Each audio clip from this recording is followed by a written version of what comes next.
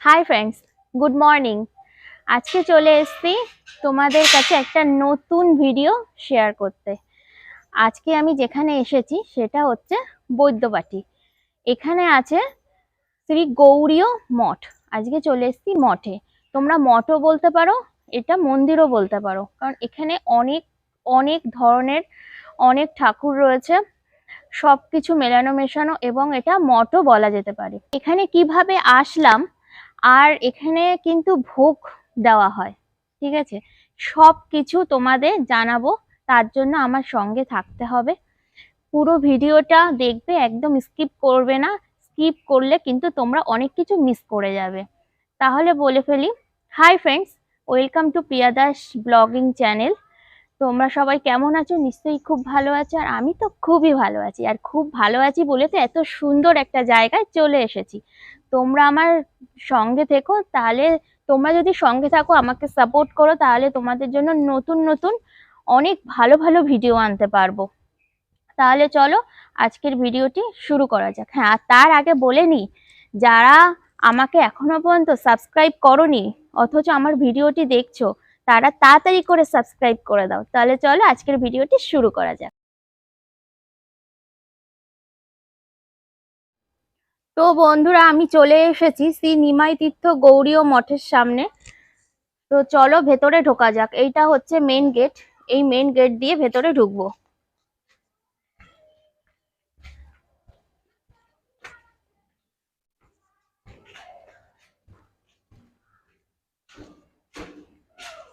এখানে দুটো রাস্তা আছে, ডান দিকে হচ্ছে ভোগ দেওয়া হয়, আর বাঁ দিক দিয়ে সিঁড়ি দিয়ে ওপরে উঠবো।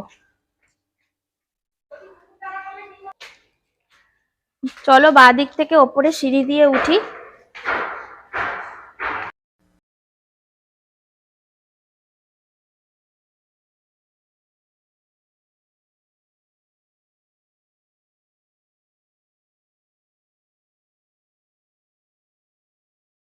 চলো তাহলে সিঁড়ি দিয়ে ওপরে উঠে গেছি, মন্দিরের গর্ভগৃহের মধ্যে প্রবেশ করি।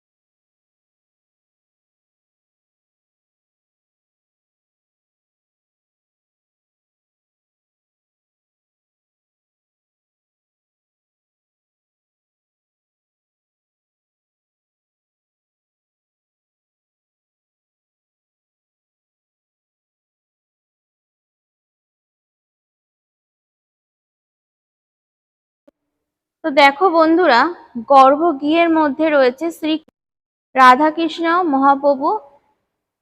এখানে এখনো বিরাজমান রয়েছেন। কত সুন্দর লাগছে না? এখানে এসে মনে হচ্ছে এখানে আসাটা না, মানে সত্যি সার্থক।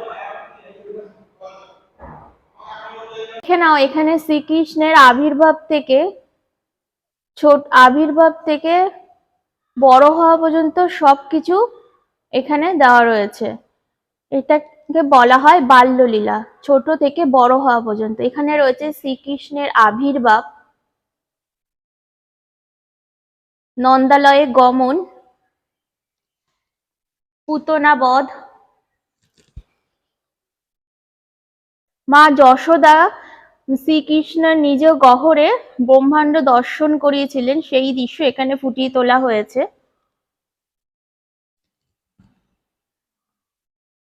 তারপরে শ্রীকৃষ্ণের মাখন চুরির লীলা, অসাধারণ, খুবই সুন্দর। এখানে প্রত্যেকটা বাল শ্রীকৃষ্ণের বাল্যলীলার প্রত্যেকটা এখানে দৃশ্য ফুটিয়ে তোলা হয়েছে। তো তোমরা দেখো বন্ধুরা।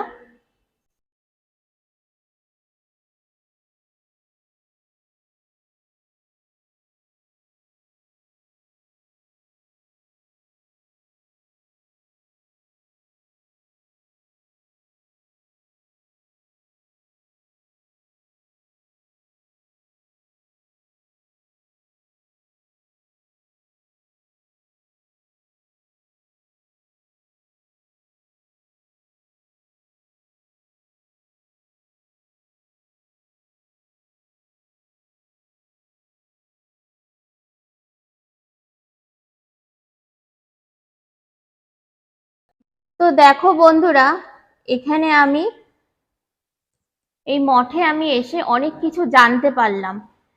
শ্রীকৃষ্ণের 24টা অবতার ছিল, তার মধ্যে এই মঠে রয়েছে 10টি অবতার এখানে দেখানো হয়েছে।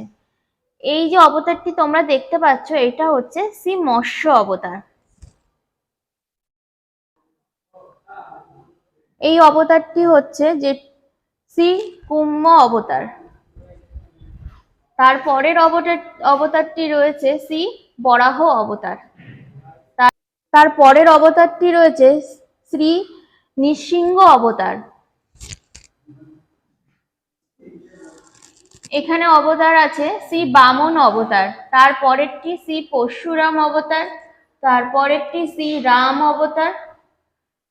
তারপরেরটি শ্রী বলরাম অবতার। তারপরে হচ্ছে শ্রী বুদ্ধ অবতার। তারপরে যখন কলিযুগের যখন শেষ, যখন ধ্বংস, সেই অবতারটি হবে শ্রী কল্কি অবতার।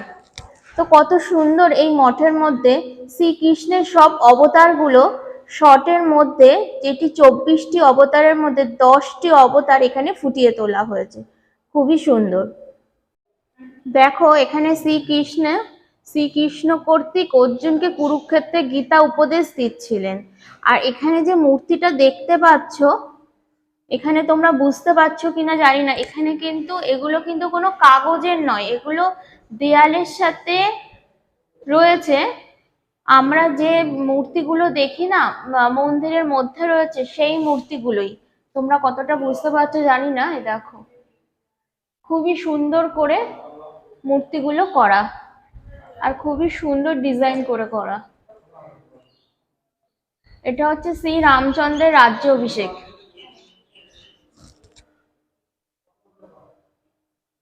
এখান থেকে শুরু শ্রী নিমায়ের আবির্ভাব। এখান থেকে শুরু শ্রী নিমায়ের আবির্ভাব।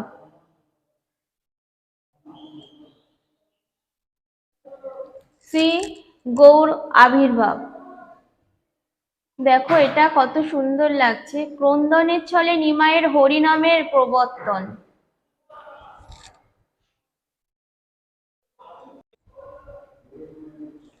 আমরা ওই পাশে দেখেছিলাম শ্রীকৃষ্ণের বাল্যলীলা, আবির্ভাব থেকে শুরু করে বড় হওয়া পর্যন্ত। এখানে রয়েছে শ্রী নিমায়ের বাল্যলীলা, ছোট থেকে বড় হওয়া পর্যন্ত।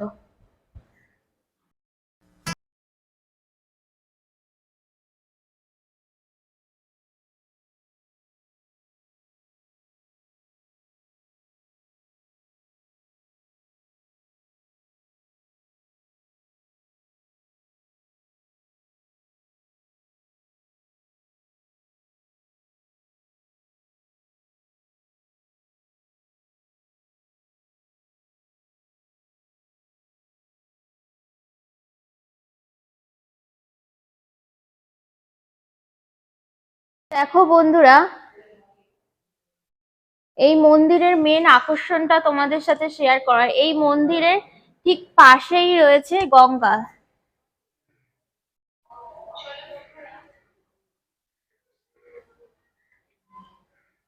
এই আমি শুনেছিলাম মঠের পাশেই নাকি গঙ্গার ধার ধরে নাকি এই মন্দিরটি রয়েছে। এটা মন্দিরও বলতে পারো, আবার মঠও বলা যায়।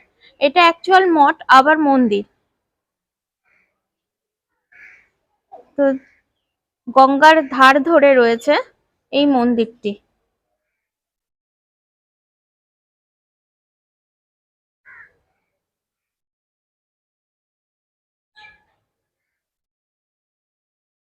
চলো এবার তোমাদের সাথে শেয়ার করি এই বৈদ্যবাটী গৌড়ীয় মঠে আমি কিভাবে এসেছি। আমি বারাসাত থেকে 81 নম্বর বাসে উঠে চলে গেছিলাম মনিরামপুর ফেরিঘাট। মনিরামপুর ফেরিঘাট থেকে বোটে করে ফেরি পার হয়ে গেছিলাম শেওড়াফুলি ফেরিঘাট। শেওড়াফুলি থেকে অটো করে চলে গেছিলাম বৈদ্যবাটী শ্রী নিমাই গৌড়ীয় মঠের কাছে পৌঁছে গেছিলাম। অটো ভাড়া নিয়েছিল 10 টাকা। আমরা ওই জায়গা থেকে ঢুকেছিলাম এই যে মন্দিরের গর্ভগৃহ। এই গর্ভগৃহের ঠিক পাশেই এখান থেকে ওই মন্দিরে আসাও যায়, আবার এখান থেকে বেরানোও যায়। এবার তোমাদেরকে দেখাই, নিচে আরো অনেক প্রাঙ্গণ আছে এবং এখান থেকে নিচে যাওয়া যায়। নিচে আরো অনেক ঠাকুর আছে আর অনেকটা জুড়ে রয়েছে। নিচে প্রাঙ্গণটা তোমাদের একটু দেখাই।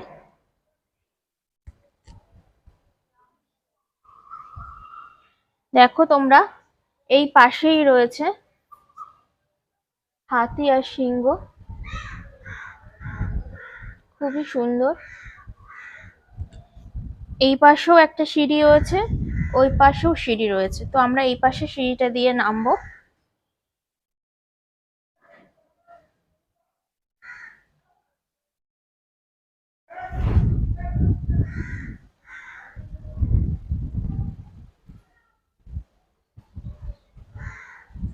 এই সিঁড়ি দিয়ে নেমেই রয়েছে এখানে 12টি শিব মন্দির।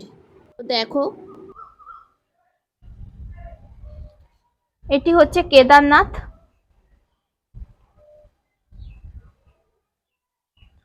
তার পাশেই রয়েছে বিশ্বনাথ, বিশ্বনাথের পাশেই রয়েছে বৈদ্যনাথ, বৈদ্যনাথের ঠিক পাশেই আছে মহাকালেশ্বর। জয় বাবা। মহাকালেশ্বরের পাশেই আছে ওমকারেশ্বর, ওমকারেশ্বর।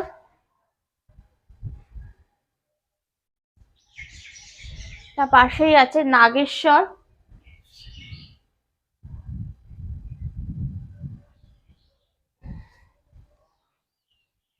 তারপরে আছে সোমনাথ।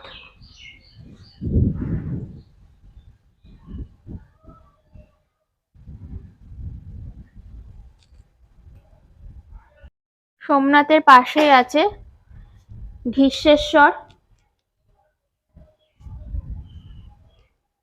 এনার পাশেই আছে এম্বেকেশ্বর, এম্বুকেশ্বর। এর পাশেই রয়েছে ভীমাশঙ্কর। তার পাশে আছে মল্লিকার্জুন। তার পাশেই আছে রামেশ্বর। প্রত্যেকটি মূর্তিই অসাধারণ। রামেশ্বরের পাশেই রয়েছে বজরংবলীর মূর্তি।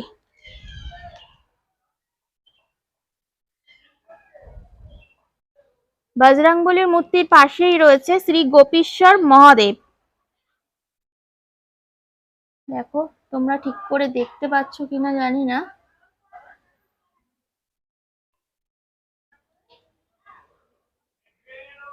অসাধারণ।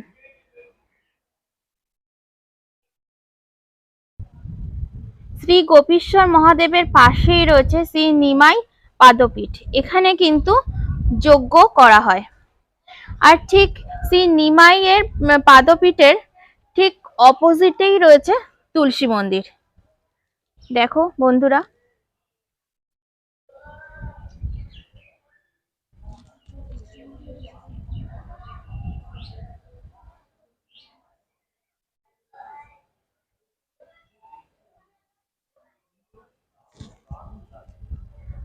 আর এই যে তুলসী মন্দির, তুলসী মন্দিরের ঠিক সোজাসুজিই রয়েছে, ঠিক সোজাসুজিও বলবো না, কোনাকুনি রয়েছে শ্রী গঙ্গা, যমুনা এবং শ্রী সরস্বতী দেবীর মন্দির।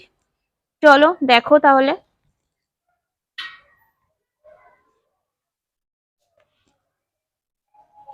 ইনি হচ্ছেন গঙ্গা দেবী,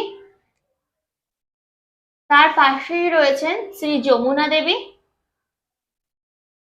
তার পাশেই রয়েছে শ্রী সরস্বতী দেবী।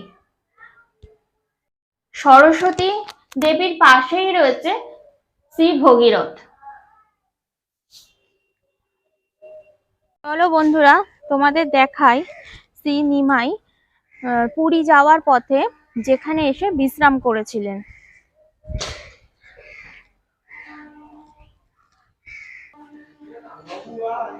তো এখানে নিমাই এসে বিশ্রাম নিয়েছিলেন পুরী যাওয়ার পথে।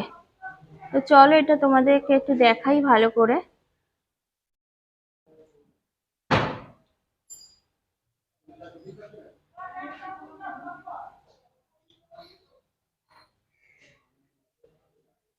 তো চলো বন্ধুরা, এই ঘাটটাকে বলা হয় নিমাই ঘাট। তো নিমাই ঘাটটাকে তোমাদের দর্শন করাই, তোমাদেরকে দেখাই।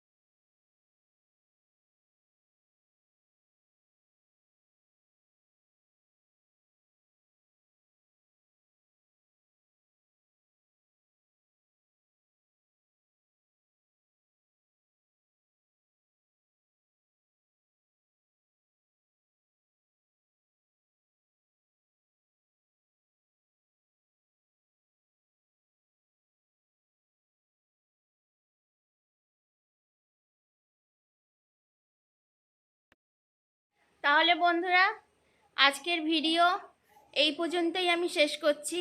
এই ছিল আমার আজকে গঙ্গার ধারে এই মঠও বলতে পারো, মন্দিরও বলতে পারো। তাহলে আমার এই ভিডিওটি ভালো লাগলে একটা ছোট্ট করে like, comment, share and subscribe করে দিও। তোমরা সবাই ভালো থেকো, বন্ধুরা সুস্থ অবশ্যই থেকো। কিন্তু বড় করে লাইক কমেন্ট করবে না, ছোট্ট করে like, comment, share and subscribe করে দিও। তোমরা সবাই ভালো থেকো, সুস্থ থেকো। আবার চলে আসবো নতুন কোনো ভিডিও নিয়ে। তাহলে আজকের জন্য টাটা, বাই বাই।